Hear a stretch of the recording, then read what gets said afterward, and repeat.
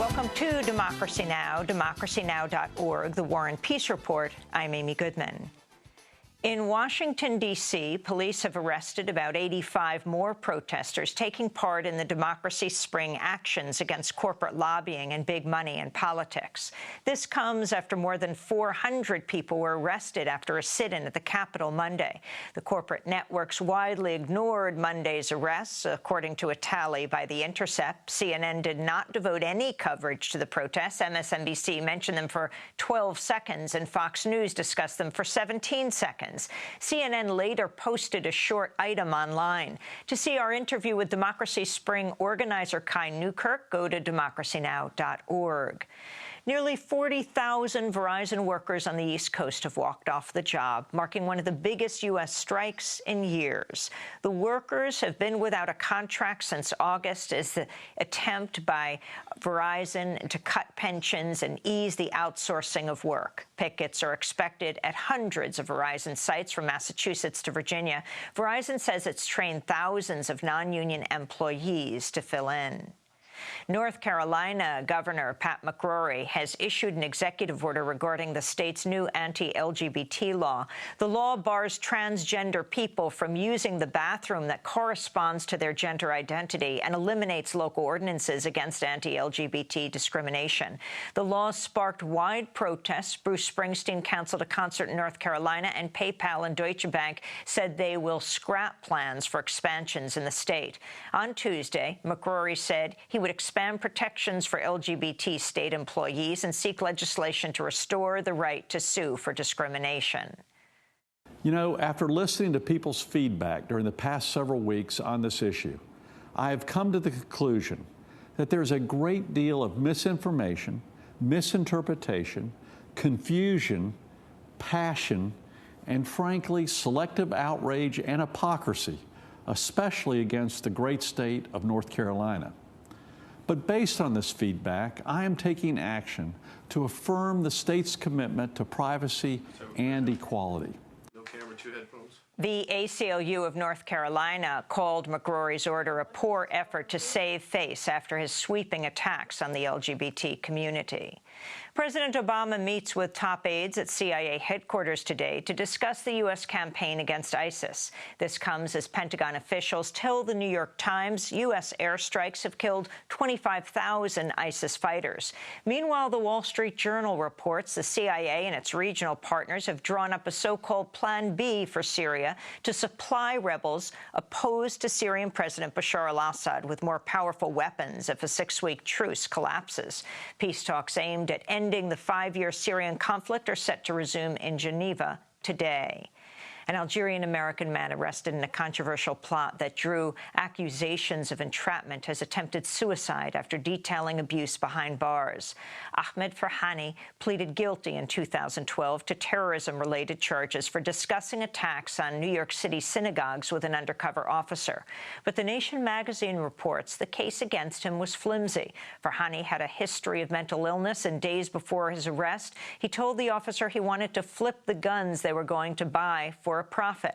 Farhani wrote to Attorney General Loretta Lynch detailing a litany of threats, denial of food and water, and targeted violence while behind bars, Great Meadow Correctional Facility in Attica. He wrote, quote, "If taking my own life is the only way to expose the evils that are practiced daily by corrections officers, then I will be glad to do it." Farhani is now in a medically induced coma after he attempted to hang himself at Attica last week. House Speaker Paul Ryan has ruled out accepting the Republican presidential nomination in the event of a contested convention in July. Rumors have centered on Ryan as a possible alternative if neither Donald Trump, Ted Cruz, or John Kasich crosses the threshold of 1,237 delegates. But Ryan said he is not interested. If no candidate has a majority on the first ballot, I believe that you should only choose from a person who has actually participated in the primary. Count me out. I simply believe that if you want to be the nominee for our party, to be the president, you should actually run for it. I chose not to do this. Therefore, I should not be considered, period, End of story. New results from Colorado show Vermont Senator Bernie Sanders won one more delegate than initially reported. The Denver Post reports the Colorado Democratic Party admitted this week it misreported the March 1st caucus results from 10 precinct locations. While Hillary Clinton's campaign discussed the error with state party officials last week, the Sanders campaign apparently did not find out until Monday when they were informed by the Denver Post. Clinton had been projected to win the majority of Colorado's 78 delegates because of her support from unelected superdelegates. But the corrected tally means the worst Sanders could do is a tie. If he wins one superdelegate, he could win the Colorado delegation. This comes as Sanders and Clinton prepare to face off at a debate in Brooklyn on Thursday. Georgia has executed an African-American man despite reports of possible racial bias in the case. Kenneth Fultz pleaded guilty in 1997 to killing his 19-year-old neighbor, Kathy Bounds. His lawyer sought clemency for Fultz, saying he had an intellectual disability. Attorneys said his trial lawyer failed to tell jurors about this disability and slept through parts of the sentencing. One of the jurors who voted for Fultz's execution later used a racial slur to describe him. The juror told an investigator, quote, "Once he pled guilty, I knew I would vote for the death penalty because that's what that N-word deserved." Fultz's clemency petition was rejected, and he died by lethal injection at 7:37 p.m. on Tuesday. And the news channel Al Jazeera America has signed off for the last time. The U.S.-focused branch of the Qatar-based network launched in 2013 after Al Jazeera purchased Current TV from former Vice President Al Gore. About 700 people are losing their jobs. Anchors Rochelle Carey and Antonia Mora said goodbye Tuesday night. From our first moments on the air, when Rochelle and I welcomed you on August 20th of 2013, we've tried to bring you the stories that other news organizations don't.